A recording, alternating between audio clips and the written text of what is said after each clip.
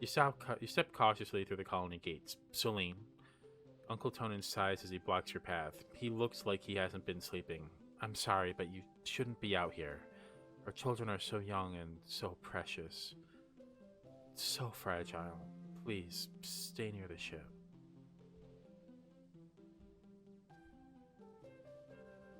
I am definitely not tough or brave enough. I don't have enough strength. I am a beanpole of a child. Uh,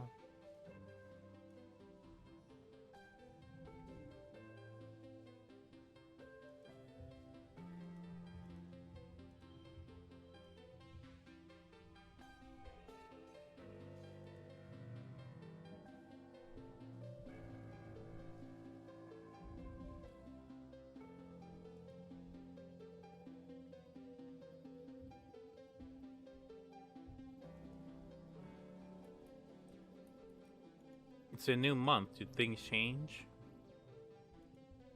No.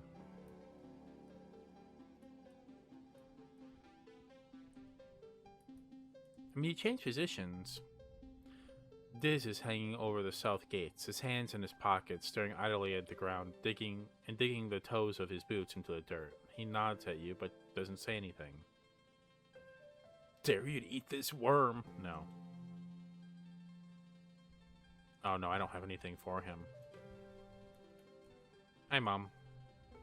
Your mom is hard at work breaking ground for the new fields. As the colony's chief cultivator, she's been preparing for this year for as long as you can remember.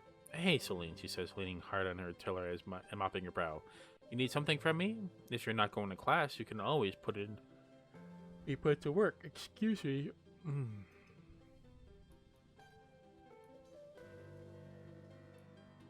And now you have dots. What?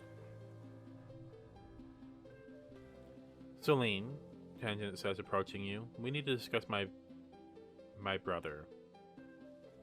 You mean my buddy Diz? Dish. No. Who's Diz? Who, Diz? Yes, Diz, she says impatiently. I need you to figure out where he's been disappearing ever since we landed. I barely see him anymore. He doesn't even come home at night sometimes, and she trails off and looks at her feet. Well, I'm not very good on very good terms with my brother of late. But no, people are becoming worried. I'll talk to him. He probably won't tell you, Tanya says angrily. Newton's apple, she swears. He won't even talk to me anymore. She sighs. You may have to follow him. I could, but everyone in the lab would know I was gone. No one cares where he's going during the day. Where he goes during the day. I mean, where does he go? And how do I follow him? Oh, now you have dots. You tell Diz that his sister Tangent wants to know where he's been disappearing off to. His eyes flit briefly to yours, then he stares vaguely off towards the engineering wing where his sister is reading on her hollow palm between classes. He doesn't say anything.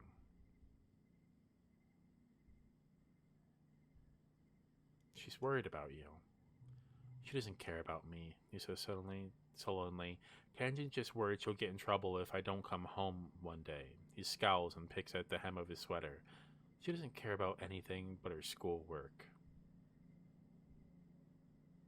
I don't have good enough friendship with him.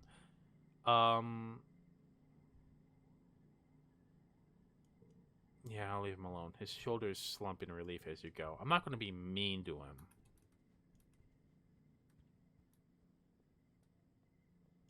But how do I find out?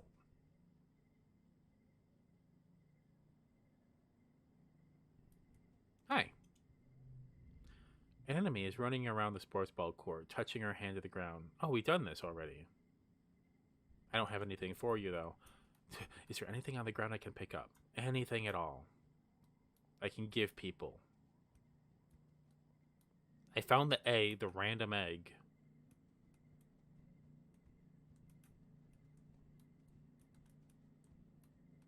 I don't see anything. Alright.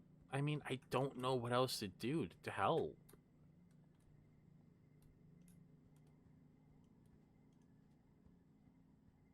Oh, that's interesting. Okay. Cal looks up at the sky, shading his eyes. I wonder when it's going to rain again, he says. The heat doesn't bother me none, but after a while the plants are going to get all toasty. Want to hear a fun nature fact? I don't. I hate biology. What are my stats like? There's a dog barking in the background. Is it picking that up? Probably. Engineering. You learn about some fantastic technology that they have on Earth, but the colony couldn't bring them. At least you brought all the plans and knowledge you could. Maybe someday you'll be able to recreate them here on Venturna, or come up with your own incredible technology. Get to work.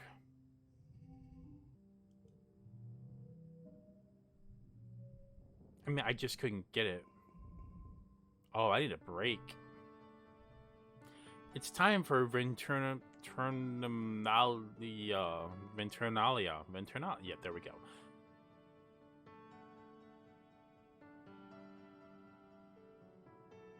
Vertamalia.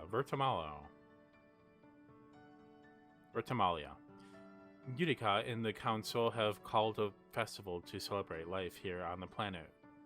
Vertama. On the planet Vertama. Everyone gathers in the colony square to hear Governor Udica's speech. In Earth's history, Utica begins and then clears her throat and waits for everyone to quiet down. In Earth's history, Vertima was known as the god of seasons, change, gardens, and fruit. It's no coincidence that our forebears of the Vertima project chose to take on such an auspicious name in the hopes of seeding future bountiful seasons of humanity. We will continue this tradition of Vertimalia, a midsummer festival to celebrate our Vertima, this lush planet upon which we find ourselves. Clap. Everyone cheers and applauds. The members of the council all get up on stage one at a time and give their own short speeches. Governor Utica announces each one. Governor Utica Command, Chief Administrator C Command, Chief Security Rhett, Chief Engineer Instance, the robot, the AI gives a speech, Chief Cultivator Fulu, Chief Steward Entison. Hey, Chief Surveyor Melatonin, you can make me go to sleep. I take those sometimes. When it's your mother Fulu's turn, she announces that tonight you'll be eating some of the very first crops grown from Vertunian soil. Your eyes go to the feast table aboard the stratosphere. It would have been mostly soy-based food from the nanoprinters, spiced up with what precious fruits and vegetables could be grown in the small growing bays. This year, the earth plants look even less robust than usual, but they're supplemented by some Vertunian plants. You've come to appreciate juicy watato pods and bobber fruits, and slabs of edible fungi. Udicat takes the stage after everyone in the council has said their piece. What is a festival without festivities, she says. Professor Howell and Security Chief Rhett have organized 3-part competition for the kids. Good luck, children. What's our brains like? Do we got a big brain? We do have a bigger brain than most. Let's do the science fair. Tangent competes, of course, entering the study of the ship's hydro recycling system. It was previously used to make urine drinkable, but she offers that it could now be used for new uses. Now be turned to new uses. Despite how many times she says the word pee, it's still boring, but she put a lot of effort into it. Your turn to go next. Present your project. 40!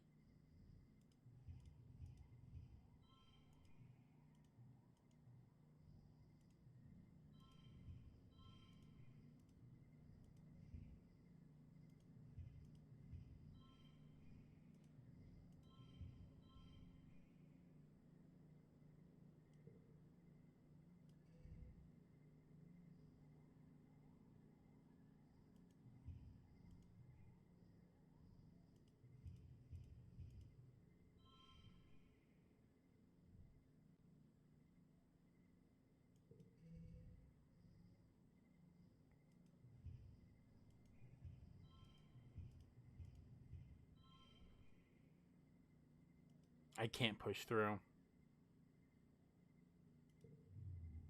Oh, we lost.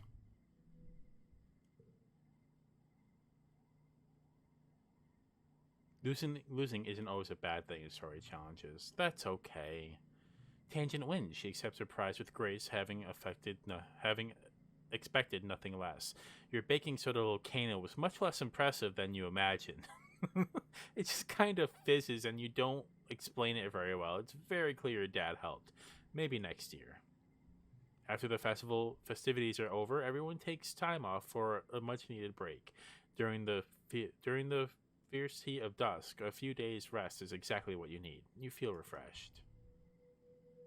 Oh, that's nice.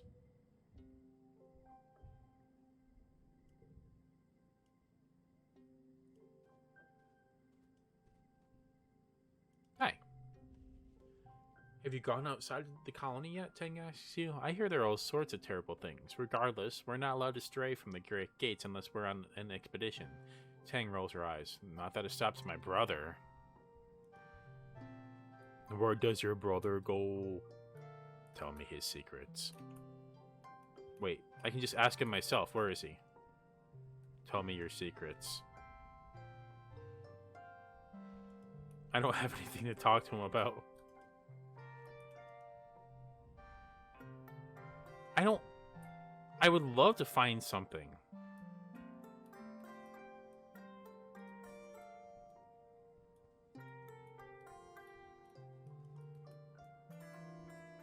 The music is really nice in this, too.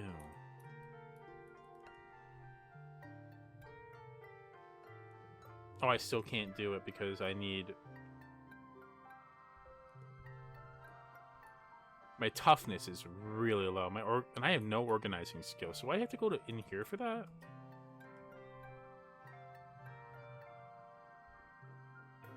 The greenhouse has different biomes inside, growing plants from Earth that might belong in the desert, jungle, or temperate forest. Some are so delicate you have to spray off any germs in the airlock before you can enter. In the seasonal garden's dry soil, tiny purple weeds sprout up from the cracks and wind their way around each other, suffocating one another in an attempt to gain higher ground. Let's shovel dirt, I guess. It's your first day in the glorious world of architectural soil conveyance. Oh boy! Good morning, Celine. Looks like you'll be working for your old lady. I hope you don't expect me to go easy on you just because you're my kid. She walks around the geoponics wing and points out where everything is.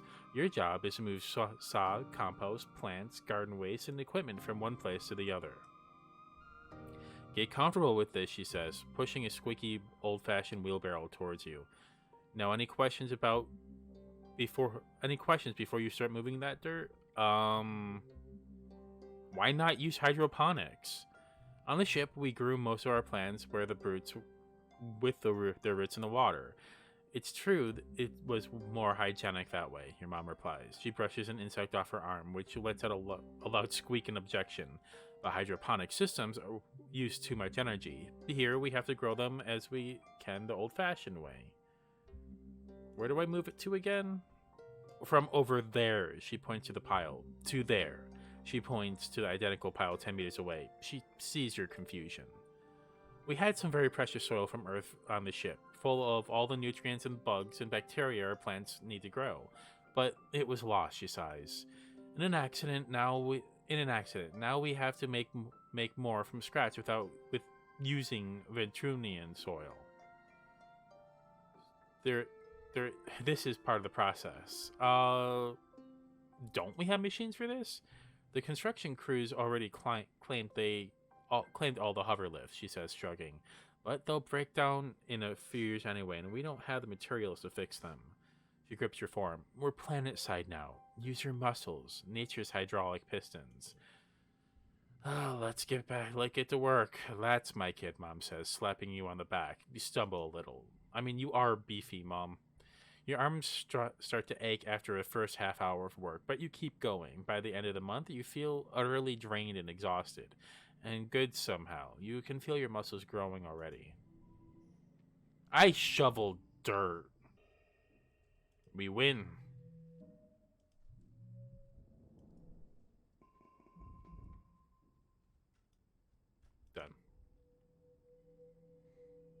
It's definitely something. Well, I shoveled dirt.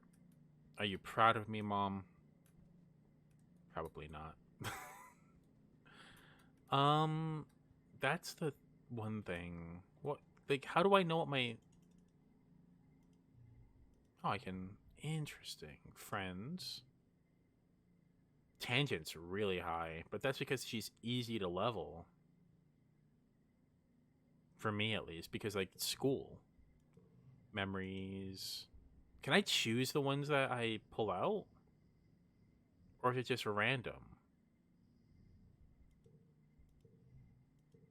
Interesting. Keep adding to your deck as you age, and you can forget cards by spending time relaxing. You have a limited number of gear slots based on your organization and other skills. Click gear to equip and unequip it. Collectibles that you find while exploring may be given as gifts to friends or used during challenges for one use bonus. Interesting. Okay. All right, Mom. I'm here to shovel dirt.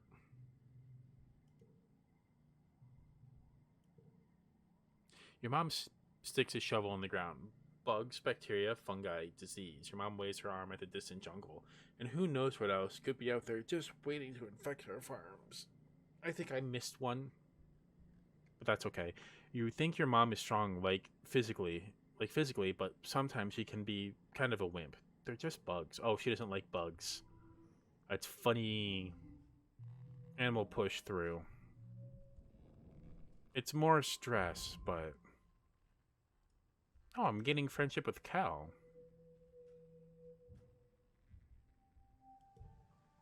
Early wet. Ooh, look how much it changed. That's pretty. I love it.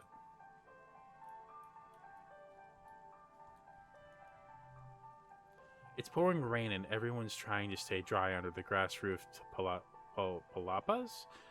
Everyone except Diz. Off in the distance, over the wall near the sports ball field, he's definitely sulking. I would love to quietly follow him.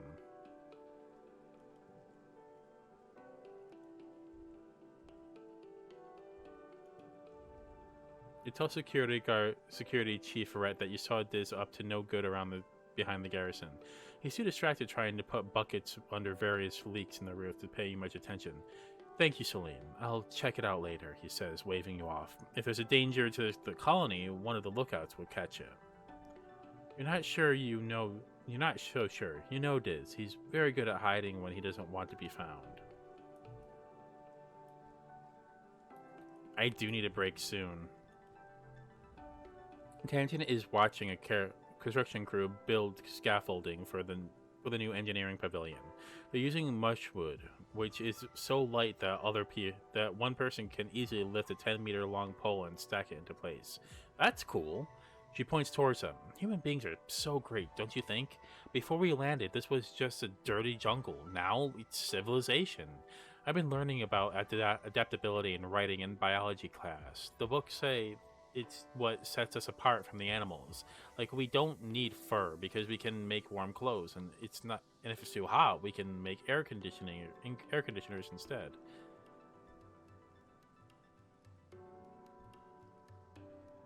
Maybe animals have neat adaptations. Tangent rolls her eyes. Maybe, but even if they can, I haven't seen any sign of intelligent life here. It's just those big, dumb exofauna. Yeah, animals are super dumb. Some animals here are smart and friendly. Tan looks skeptical. They're still animals, Celine. Maybe they're just pretending to be nice so you'll feed them. You're lucky it didn't eat you. She folds her arms. Dorpsmith looks cute, but one can eat through a bag of rice in less than 30 minutes. Even a herbivore can be dangerous here. It doesn't have to want to eat you to be able to hurt you. Together you watch as the foreman puts the blueprints of the scaffolding onto the folding screen of her hollow palm, raises it to the scaffold onto her hollow palm, and raises it to the scaffolding to check the progress. I'd like to see an alien do that, Tang says primly. Humans look defenseless and weak, but we're the strongest species in the galaxy. Who else can literally bend their reality to their will? Bend reality to their will. Not a stupid alien, that's for sure. She puts one finger to her chin. I'm living proof that humanity is greater than our biology, she says. All of us are really.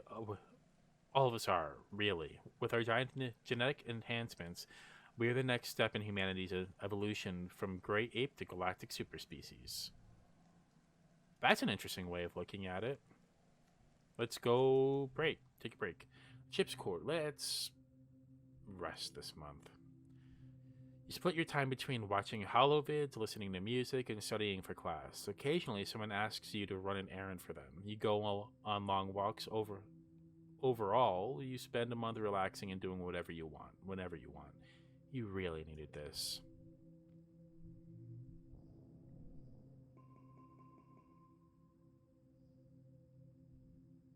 I don't want to forget any of them yet. You're having a terrifying familiar dream. A monster crashing through the walls, unfathomably large. Every part of it wriggling and moving and searching for something it tramples through. It tramples through your colony as you watch helplessly. Time shifts to the wreckage of your home. You are picking through it, looking for something. Tears streaking down your dust-covered face as you lift heavy pieces of debris, searching. You wake up shouting, "No!" but your voice is drowned out by the deafening rumble of the skies outside. The bedroom window is covered in water. It's pouring down from the clouds. You guess it must be rain, but you've never experienced it before. There's a bright flash from outside, then another crack and rumble. Thunder. It must be a thunderstorm. It's still the early hours of the morning. You've already almost forgotten your bad dream, but you're too unsettled to go back to your sleep. The rain beats down on the roof of your quarters, joined now and then by great peals of thunder, like the footsteps of an angry beast. I don't think we want to run in the pain. Mom, Dad? Your dad is awake too, watching the rain from a large porthole in the kitchenette. He gives you a hug and you gaze out together. This is good, he says quietly. It means we'll have plenty of water for the crops, pure, healthy water, just like on Earth. Everything's going to be okay, my little potato. You hug your dad tight and hope he's right.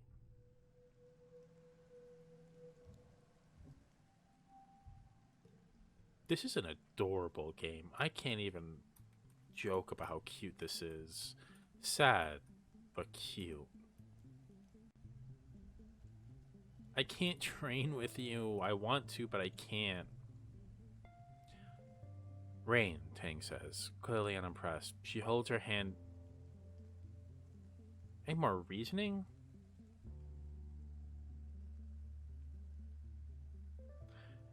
She holds her hand out from under the umbrella and lets raindrops collect in her palm. I cannot say I'm a huge fan. Being wet is a misery. I mean, it's not so bad. Alright, let's see. I mean, I like being with Tang. She's interesting to me. Let's get some more reasoning. Chip's onboard intelligence congruence slides into the room on her ceiling track, and the class cheers. Congruence is so cool. She's like a person, but also a machine. She knows a lot of jokes and can tell you anything about space. She never gets bored or frustrated by your questions. You all know me, she says, but I'll bet some of you have questions about how I work. What do you want to know? Do you have to eat and poop? Honestly, I'm just gonna listen. Congruence explains that she has to do all kinds of calculations to help fly the ship and land it, and that she was designated to provide a user-friendly interface to the ship's systems. But hell has modified me to be far more than that, she says proudly. Now I can even tell jokes. Why did the computer cross the road? She asks. I don't know, why? Congruence smiles widely. 01010100100110011110. Hold on. I want to know what that says in binary, but I can't copy paste it. I'm partially tempted to go look it up. But at the same time, I won't. There we go. Hey, her thing gained 1. Where do I go to spend kudos? I completely forgot.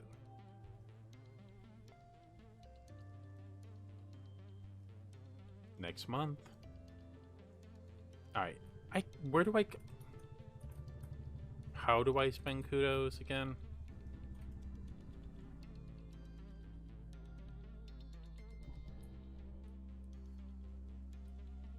What are you doing?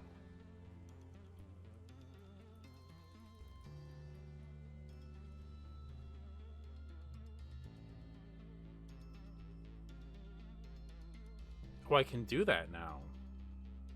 We'll do that soon. I think it's because my toughness went up. My reasoning is at... What was it? I just had it.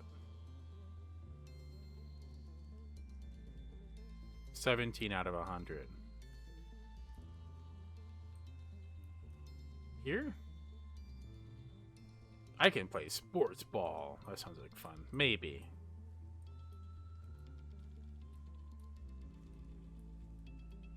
Dad. You catch your dad taking a break in the shade of the geoponics dome. Oh, hey, he says, waving lazily. Taking breaks is important. Don't forget to take care of yourself, okay? Animals? It's probably because I haven't actually had a chance to interact with any of them. Hi. I don't know enough about aminals. Tangent looks up at the sky. And shades her eyes. It's raining, Tangent. It's too bright, she complains. And it's too hot. It's raining, Tangent. And the nights are cold. Living on the stratospheric meant we never had to experience discomfort. Remind me why we aren't putting our resources into repairing the ship? I need to have 20, and I am currently at 17, was it?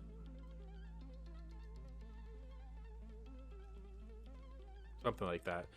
Let's go back to school. Let's do some more reasoning. I am curious. Study engineering. This month, you explore making electronic music and learn a lot about manipulating the frequency and pitch of a sound to make you unusual and sometimes pleasant results. It's kind of amazing that music is just physics. You share your creations on the HoloNet for everyone to download. It's nice to have something new to listen to.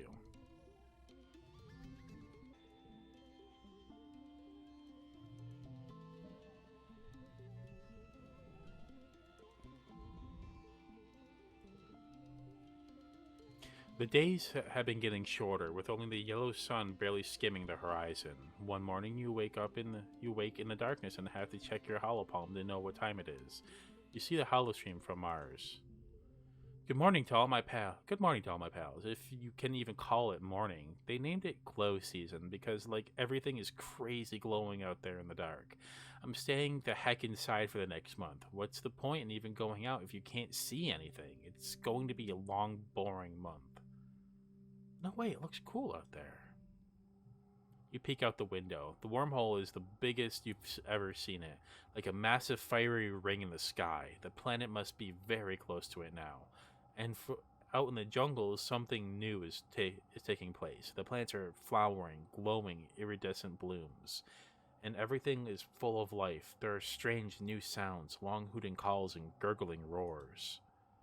After Mars's message is a notice from the council warning everyone to stay safe inside. Tammy's dad and the other surveyors have been called back and the gates closed for the month. There's a tension in the air as if everyone is waiting for something.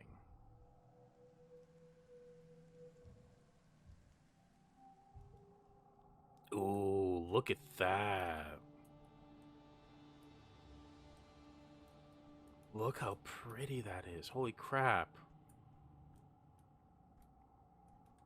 I'm just stunned at how nice this game looks. Enemy holds her stomach as you approach. Does the air make you feel hungry all the time? We've had this conversation. You want a giant mushroom.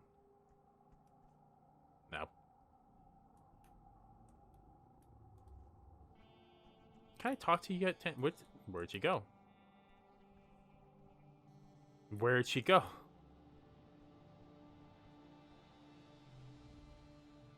Celine, your mom stops as you walk by. What are you doing out of your quarters? It isn't safe in here.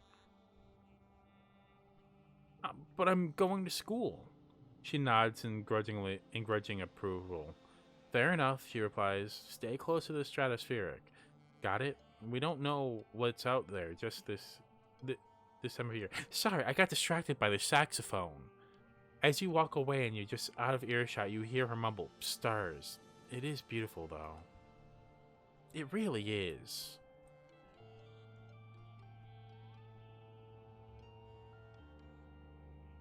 I mean, look how pretty it is out here. Hey. Diz is staring off into the wilderness outside the gates. Feels different. He mumbles. Don't know just how different. Don't know, just different.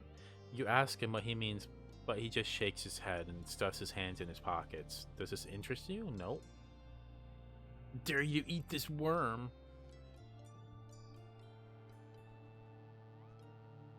I'm going to keep making that joke because it's so odd to me. I never really looked at the ground. It literally looks like the road's made out of, not rocks, something else. Alright, let's go to school. Let's keep doing engineering for now because we want to get our reasoning up. And our reasoning is, reasoning and engineering. We need to get biology up too, really.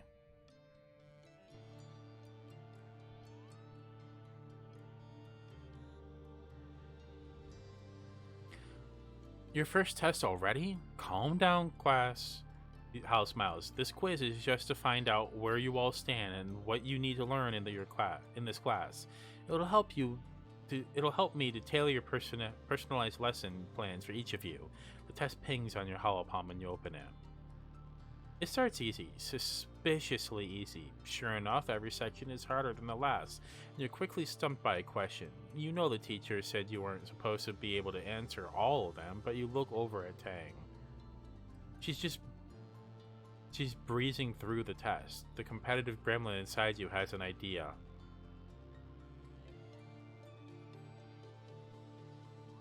My engineering is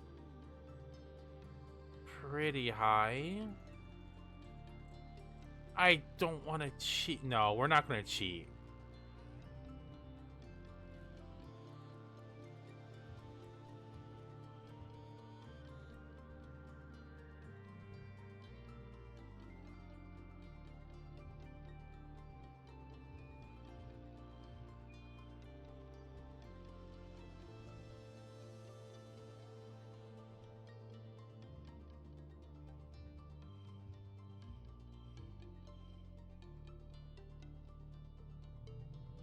We were gonna push through that. We were gonna win. How do I spend kudos? I don't remember. You plow forward, skipping the questions you don't know and coming back for them later. It's a good strategy, letting you collect the easy points while not wasting times on the harder one. I mean, yeah, I've definitely done that in school. You got an A, which means advanced class. You still got some wrong. It's a little frustrating, but the teacher tells you that these questions were designed for much older students. It appears we'll be working on advanced materials together, Tang says, impressed. Get to work.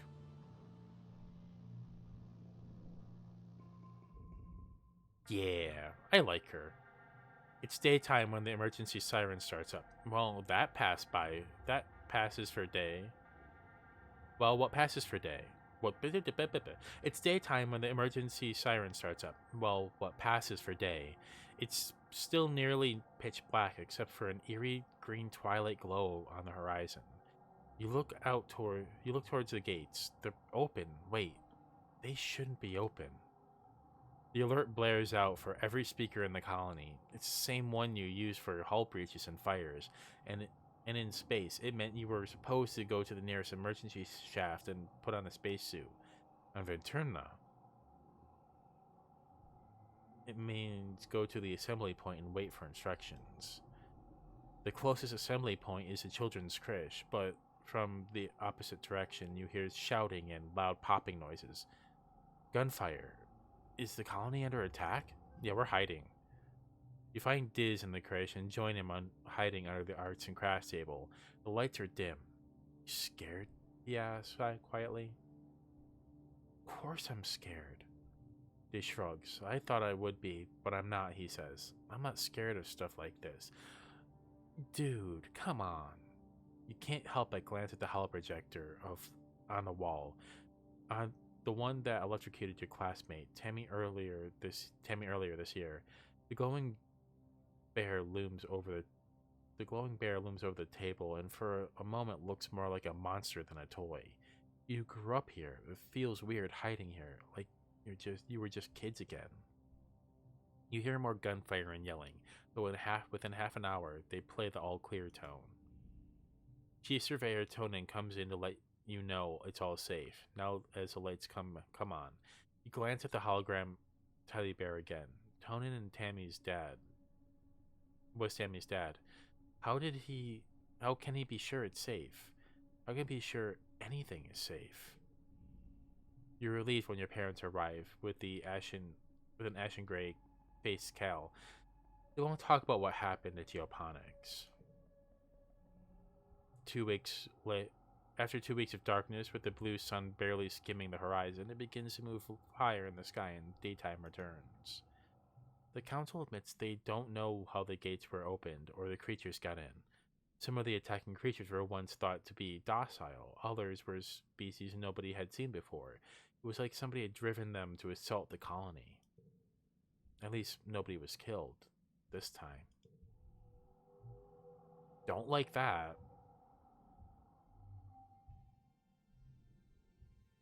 Childhood is fleeting.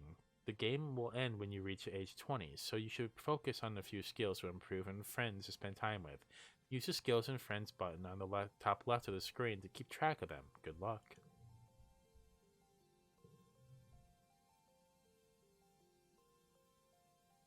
I mean, I feel bad that I haven't really talked to these people, really.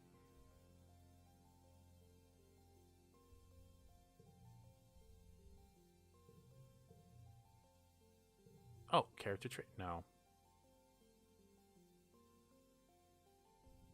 Oh, we're 11 now. Well.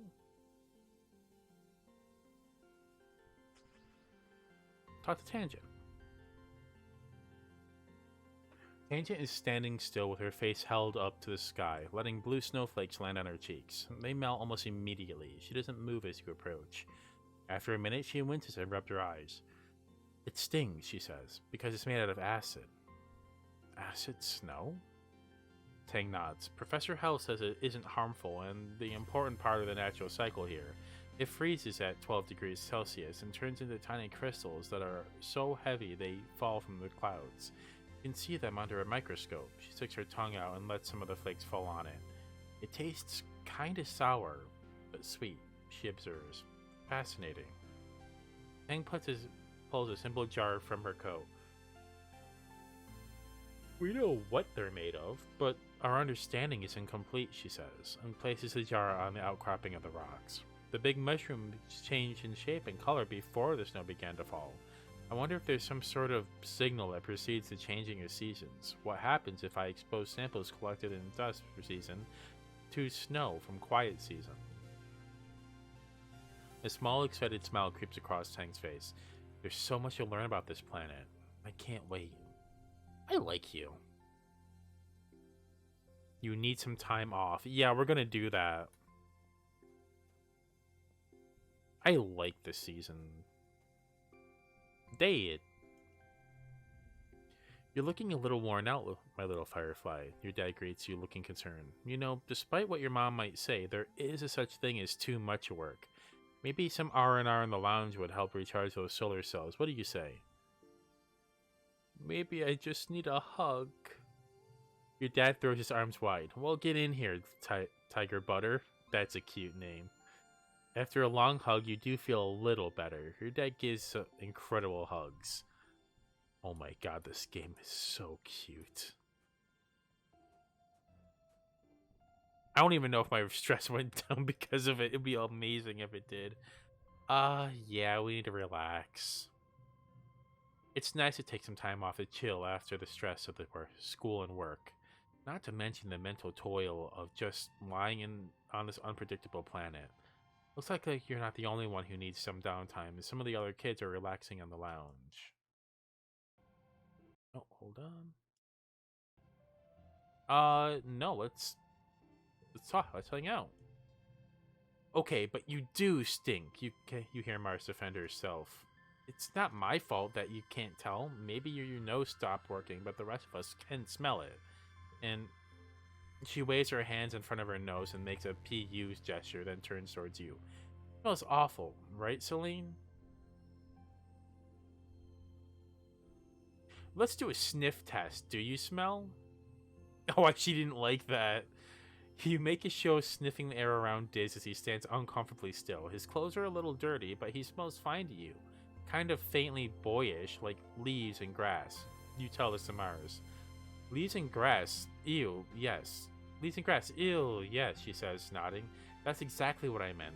If you think that smells good, you're just hopeless.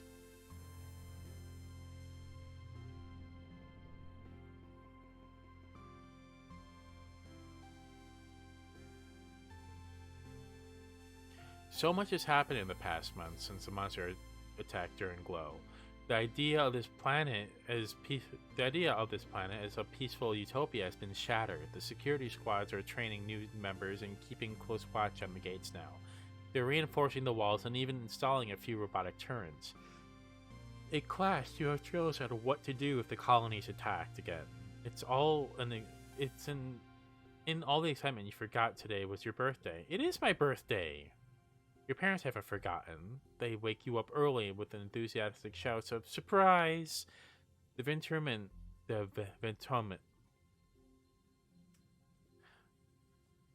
It's like autumn. Vertum. The Verterminian year is only a little longer than a year on Earth, so you've taken up its calendar for birthdays. Yours is in the second month of quiet. Spark snow drifts slowly past your porthole window as you snuggle with your dad. Your mom climbs up too and sits on the edge of your bed.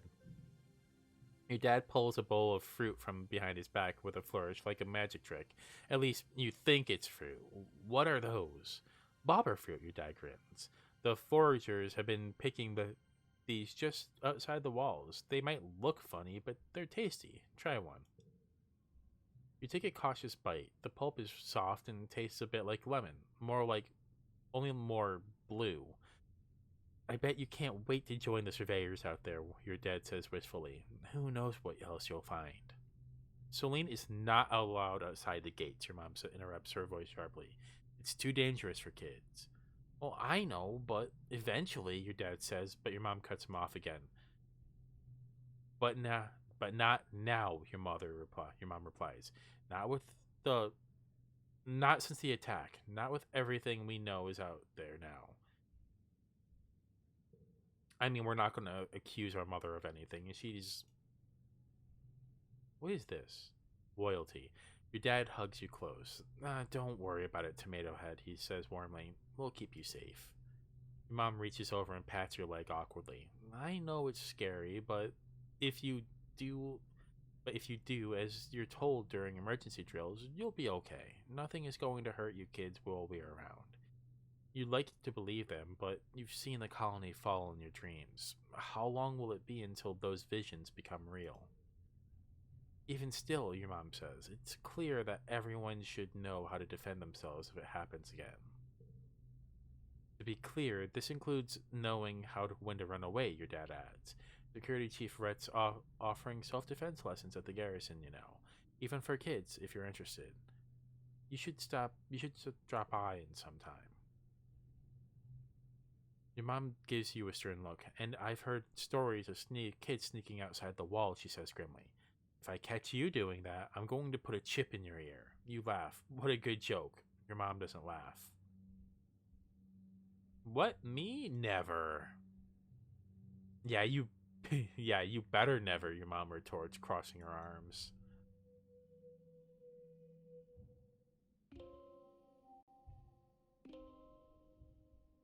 Make quiet. It's my birth month. 10. It's my birth month. Tan furrows her brow at you as you approach. You again? Why do you keep pestering me? It's as though you've done it's it's not as though you've done anything to impress upon me your usefulness. At the blank at your blank look, Tang rolls her eyes. What I mean is we're not friends.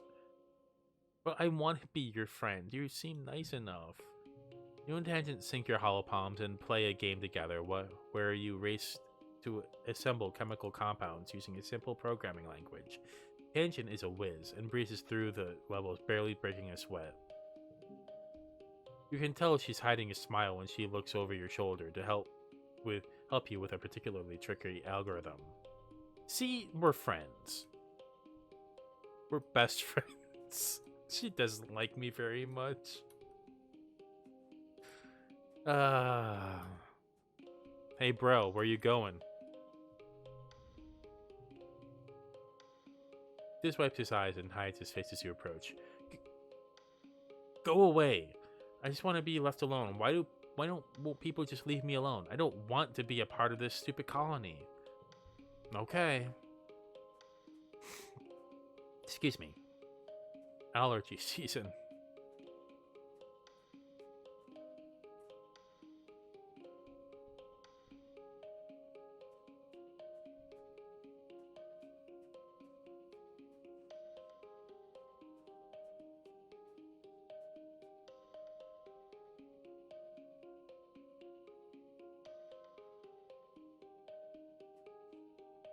Yeah, I don't have a reason to be like rebellious or anything like that.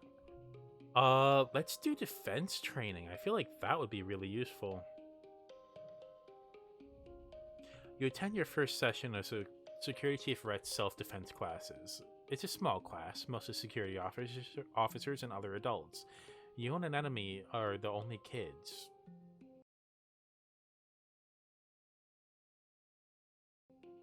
Hold on, just checking something real quick. Yep, okay, I'm good. You and an enemy are the only kids.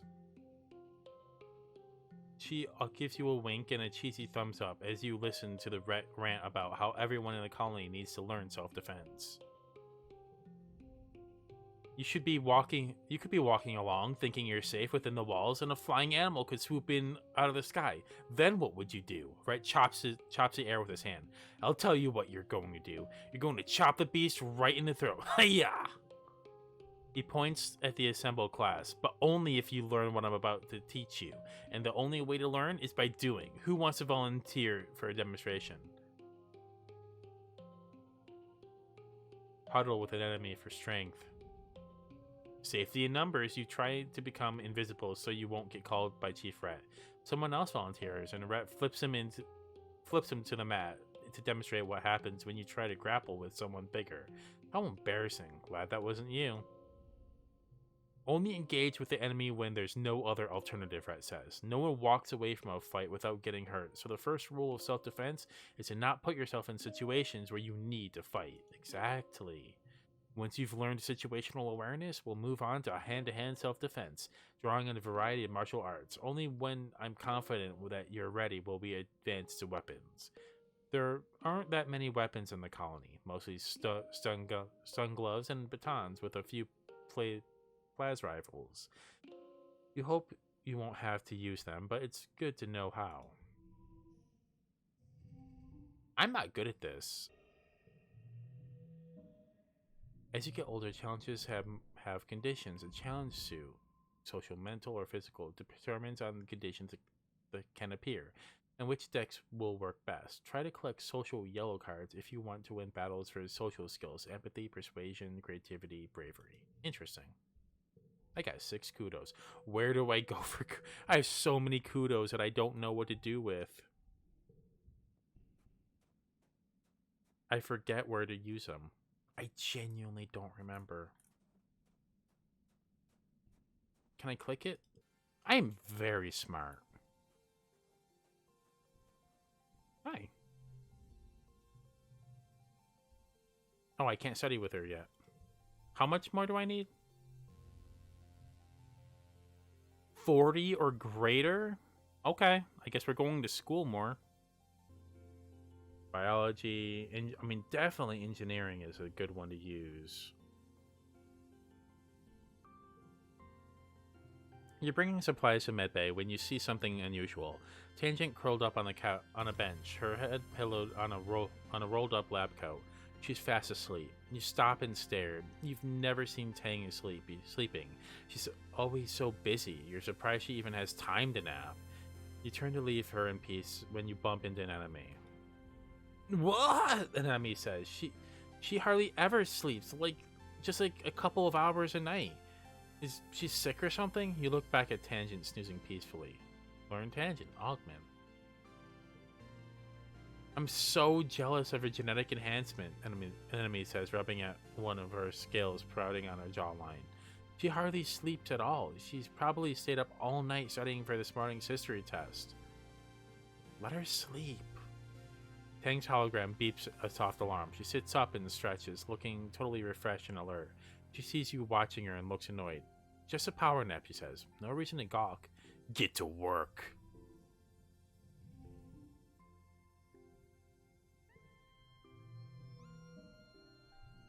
You worked well this month, engineering, and I get more... I really need to figure out how to spend kudos, because I have 28 of them. Early pollen. You have something for me? Tangent is deep in conversation with one of the other scientists. He seems to be consoling her, though Tangent's face betrays no emotion.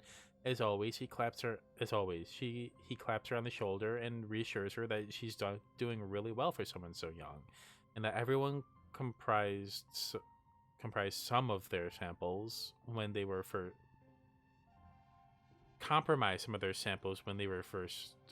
learning. He leaves and Tangent sighs as she goes to put her head in her hands, stopping short when she realizes that she's still wearing gloves. She peels them off and digs her fingers into her eyes. You okay? I'm fine, Tangent replies immediately. I compromised an experiment I was working on because the vent was still open when I was spraying the workstation down with a sanitizer. She sniffs. It's so gross here, she says. I probably did that fungus a favor. Tangent takes a bottle of sanitizer from under her workbench and cleans while she speaks. There are pollen spores everywhere, she whines, and he comes over here and tells me it'll be okay, Tang. Like it's his job to console and patronize me. I mean, yeah. You both sigh in unison. I hate being young, she says bitterly. Why don't they understand that we have higher expectations of ourselves than they do? I need to learn from my own failures. What is this? Rebellion. Oh. What I don't need, she says icily, is someone to pat me on the head and tell me it's okay and the adults will make it all better. I messed up, she says. Just let me fix it. Don't make a big deal about it and like I'm a child with a boo-boo. I get that. Definitely get that. Dad. You meet your foot dad adjusting a watering pot with your mom's flower garden. In your mom's flower garden. He's having a sneezing fit, his eyes runny and red. You're alarmed. You never seen him look so sick before. People were hardly ever ill on the stratospheric, except sometimes when the zero G rooms made them queasy. Not to worry, my little beanstalk, he says nasally. I'll be fine. It's just pollen making my head a little stuffy. He wipes his nose with a handkerchief and looks around. Everywhere you turn, the air is soupy and tinged with pink from all the floating pollen. On Earth, your dad tells you, we used to call this hay fever. Even though it had nothing to do with hay, your mom cuts in, carrying a large bouquet of flowers. The native flowers seem to be in full bloom this time of year. She buries her nose deep in them, and they smell fantastic. Your dad smiles kindly and agrees that they sure are beautiful, then he blows his nose loudly. No, let's sniff the flowers. Just take a big old whiff. They do smell good, and they look harmless. Your dad's eyes look so sad, but maybe that's just the allergies. Hey, Celine, I know the last few weeks have been very hard for you. This might be a good time to relax and stick around in the quarters wing. I'm good. I'm vibing. I mean, look at my meter. Let's go back to school. Let's do more engineering. I mean, apparently that's really good. It's a field trip day. You and your class visit the engine room to study how the ship works and how it continues to power everything on the colony. Congruence joins you if you want to know anything about how the ship works. She's your woman. Not even, well, not woman exactly, but she's very smart. Hello and welcome, children, Congruence chirps. You're standing in the beating heart of the colony, our ship's nuclear reactors. Don't worry, you're safely shielded from any radiation. My sensors are very sensitive. The power contained in these reactors is enough to sustain the colony for the next 20 years, Congruence explains. This should be more than enough time for us to develop an eco-friendly power source, such as wind, solar, or solar power. Pay attention.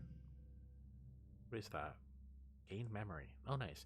You pay close attention to Congruence as she explains how the stratospheric was salvaged by the Vertuma group and fitted with an artificial intelligence, Congruence herself, to guide you through the wormhole. The stratospheric was originally built as a vanity project of one of the very richest people on Earth, she explains, but it was never launched and eventually donated to a museum. The Ventuma group pooled their resources to acquire the ship, she continues.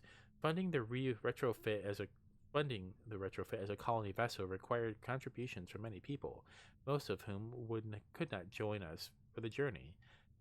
They are honored by the cryopreserved embryos we carried with us into the stars.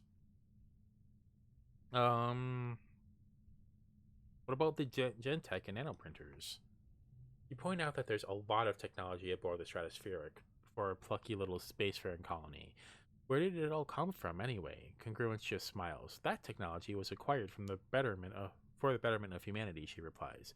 Do not concern yourself with its specifics. The cryo what nows?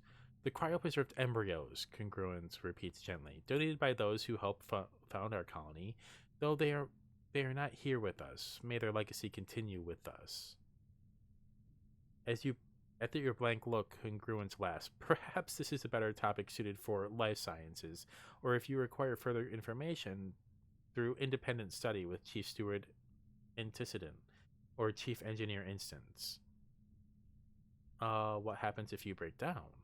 Well, hopefully that won't happen for quite some time, Congruence replies. Barring something physically incapacitating me, such a massive power failure or concerted attempt to destroy me, I am naturally self-repairing and resistant to attempts to manipulate or infect me with viruses. She smiles. Don't worry about me, children. I'll likely be here to teach your great-great-great-grandchildren. Just listen. Wonderful work, everyone. You all paid attention very well today. We will make this pop quiz much easier. That will make this pop quiz much easier for you. Congruence's hollow projection erupts into fireworks, and the words "pop quiz" and the class groans in unison. Congruence laughs over the speakers. Just kidding, she chirps, echoing through the engine room. You're free to go. Get to work. Yep, push through.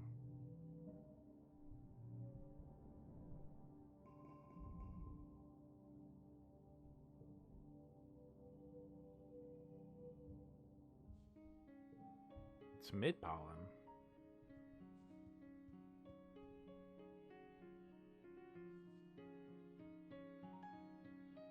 Oh, the music is so pretty.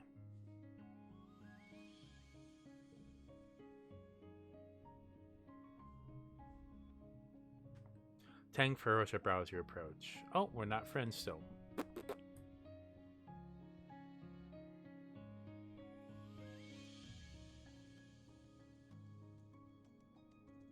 I can see my face changing just a little bit. It's interesting to see. I really do like it.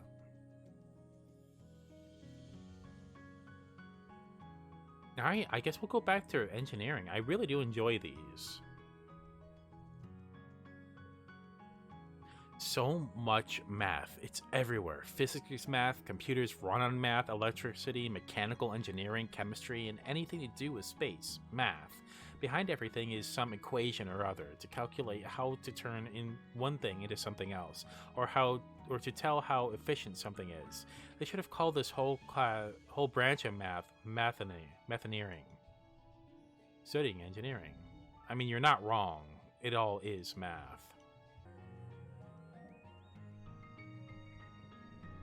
Yeah, stress went up a little bit, but you're finishing breakfast in the common area when Marzipan struts in. That's her name? Marzipan? Neat. Looking at you, look at you eating cereal, she says, turning her nose up at you. I bet you don't even know what today is. Is it your birthday? No, you dummy, she exclaims, squatting your shoulder. My birthday is the first month of wet season. You better remember that. Oh, now I know. Today, she announces in the room, is St. Valentine's Day. Biz and Kel wander over to hear more. Back on Earth, Mars explains, it was a day when everybody had to give their best friend a gift, especially sweets. And then you put the sweets under your pillow, and it makes you dream about who you're going. And then you put the sweets under your pillow, and it makes you dream about who you're going to marry. And there were decorations of hearts and arrows and pigs. Cal laughs. Pigs? What? We don't even have pigs here. Before Mars can continue, Diz snorts. This is dumb, Marzipan. Just made it up just to get free candy. He rolls his eyes and walks away.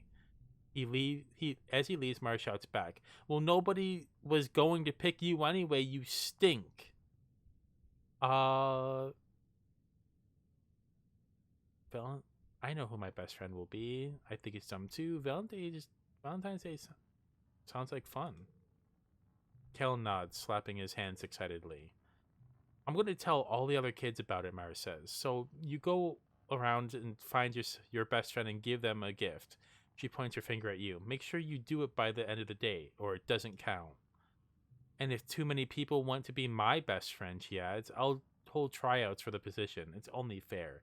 She tosses her hair over her shoulder and laughs. I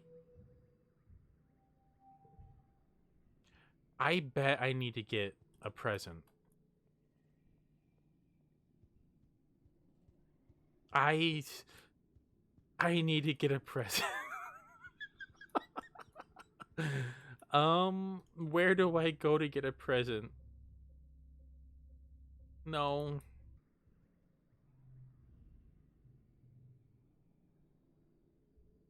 Oh, I can just do this. I'm dumb. Tangent is waving her hands vigorously in the air. She's playing a study game with her hollow palm where you have to match falling numbers into correct equations. She barely notices when you come. Logically, we should be friends. You lay out the reasoning strength in numbers, deal making as a foundation for human society, and so on.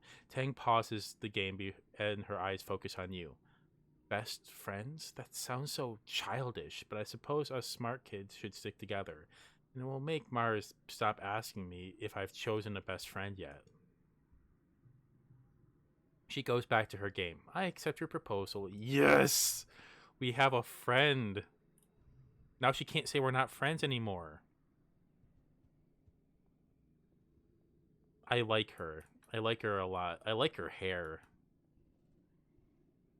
Ha, I have a friend. Mars is in a huff. Because you didn't pick her for Valentine's Day? Seems like nobody picked her. Oh. She crosses her arms and scowls at you. You chose Tang over me? She doesn't even like people. What are you going to do? Be study buddies? Boring. Whatever, Mars mutters, tossing her hair. I'm just too mature for kids my age. The older kids get me, even if you don't. Listen. I like her. She's smart. And I like the fact that she's smart. We are friends. Bruh.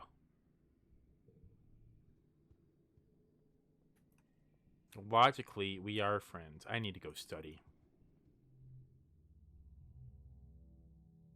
Let's study engineering one more time, and then we have to take a rest. Hello?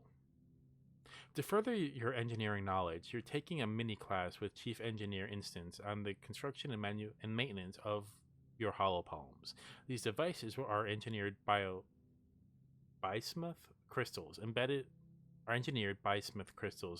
in your palms when you start school. They use the heat and electric current of the human body to power themselves to talk to each other and connect to the HoloNet. Congruence is massive repository of information. You can barely remember life before yours. Interesting. So there's a literal thing in my palm. Hollow palms are commonplace by the time the Ventrumna group first formed on Earth, and the square bismuth is grown in the lab. Instance explains. So the physical device itself isn't hard to maintain. The difficulty is in the display and touch interface. And since opens her hollow palm, displaying a visible projected screen floating above her palm. As chief engineer, she also has one of the fancier versions that comes with a pair of eyeglasses. You superimpose a projection right onto what she sees.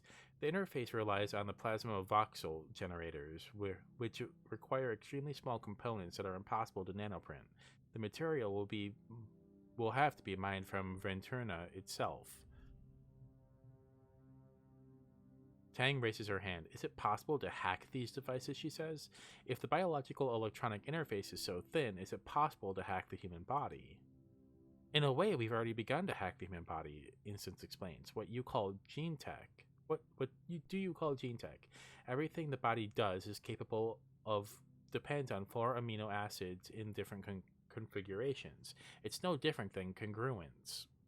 Human and artificial intelligence are both built from a limited code, and are transformed into more by the building. Your genetic enhancements, super hearing and sight, temperature regulation, increased resistance to fear, disease, and fatigue, all represent in the human genome and are unlocked by the power of science. The class splits into working groups to explore, installing modules into your holopalm. You and Tangent are in a group together. She begins installing a mod that will let her scan inorganic materials and get a reading of their chemical composure. What components? What do you do? No, I'm going to download my own mod. Tang raises an eyebrow, impressed. What module do you use? Game radar speed gun. Bacteria sniffing sensor. Something to help find lost objects. Speed gun.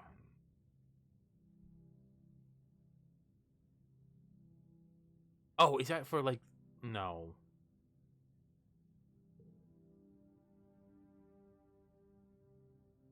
Yeah, that's a thing. Your holopalm can now help you analyze the presence of over 2,000 different kinds of bacteria and other unicellular organisms. They should be helpful in your studies of biology, mycology, and medicine.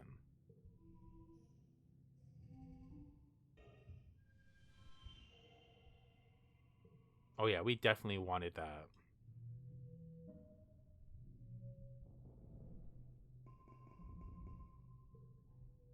Interesting.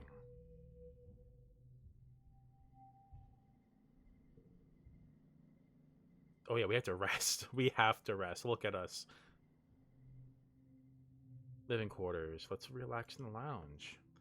You split your time between watching holovids, listening to music, and studying for class. Occasionally, someone asks you to run an errand for them. You go on long walks. Overall, you spend the month relaxing and doing whatever you want, whenever you want. You really needed this. Really did. Let's forget first steps. That's not really as important as it used to be. It's time once more for Venturmina, Nilia, for Ventumina, Alia. The mood of the colony has been muted this year, ever since the attack during Glow. Though everything is still cheerfully decorated and the feast table is still heavy with food, mostly soy rations. This Vertumino is just feels different in a way you can't describe. The colonists gather in the square for Governor Eudicott's speech. What a year of vertumino, vertum,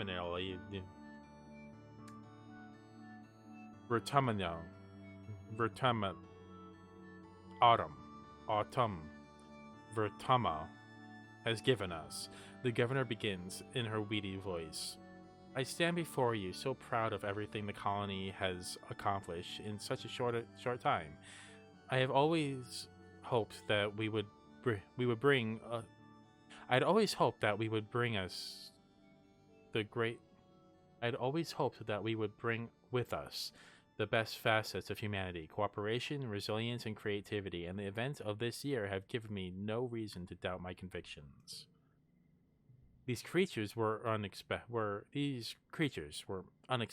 but I urge everyone to consider what it means for life here. If Vertama can sustain megafauna, then it means conditions are good for us as well. Our friends in geoponics are already working on the logistics of domesticating the wildlife. Your dad, a second cultivator, stands and gives a sheepish wave to the crowd. There's a smattering of applause. Mars elbows you. Hey, she whispered. Did you hear? My dad said Udicott's gonna announce the depot's open to the public. You shoot her a questioning look and she rolls her eyes. You know, shopping? Somewhere to spend all the kudos we've been saving up? They're gonna be candy and toys and makeup and nice smelling soap, but not the boring kind of communal showers. Words. It's been reading for a couple hours now. You know, the concept of shopping. They don't do it in the hollow vids of Earth, especially the ones Mars likes, but you've never actually done it.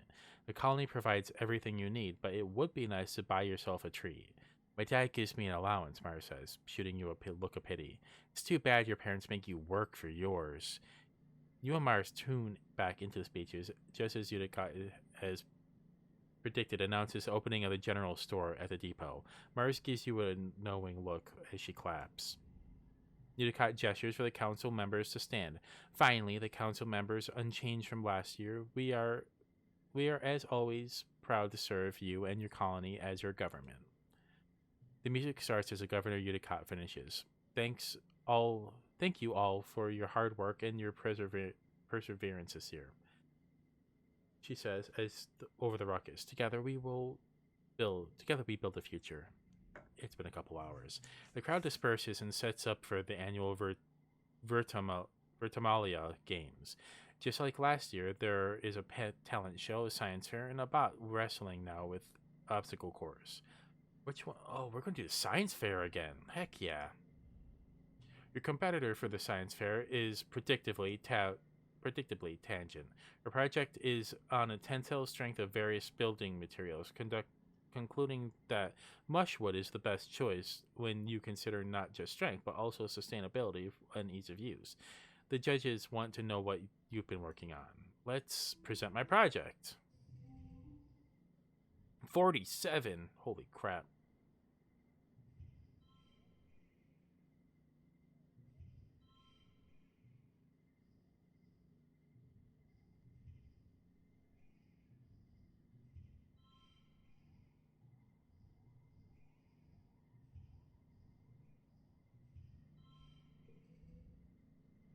All right.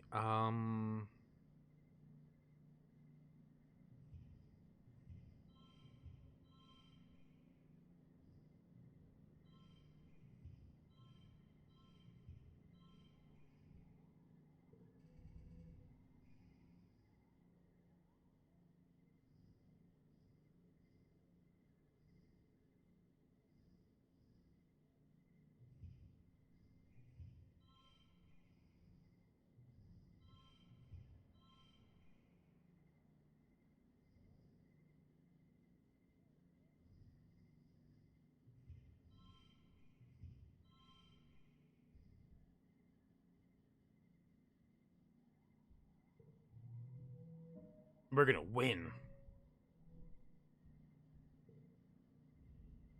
In secret, you've been working on a social experiment about delayed gratification. What? You've been sneakily studying the adults, taking notes on their snacking habits and their moods. You found that Seek and Dr. Instance rarely eat sweets, but Utopia and Auntie Seedon do all the time. You correlate this with their attention span and when you see them tackle frustrating problems. You know, problems you can control and repeat, like if a child backtalks to them. The judges are impressed with your methodology, and since perhaps a little begrudgingly, they award you first place. Yes! After the festivities are over, everyone takes time off for a much needed break. Mars organizes a water fight and takes over the whole colony. That takes over the whole colony, even the adults. It brightens everyone's spirits, even in the thick heat of dust. You end up on top of the western wall with Diz, launching water-filled mushrooms down on unsuspecting enemy in the sports ball court below. The walls seem like a neat place to hang out and relax. Much quieter than a lounge if you're looking for some solitude. Nice.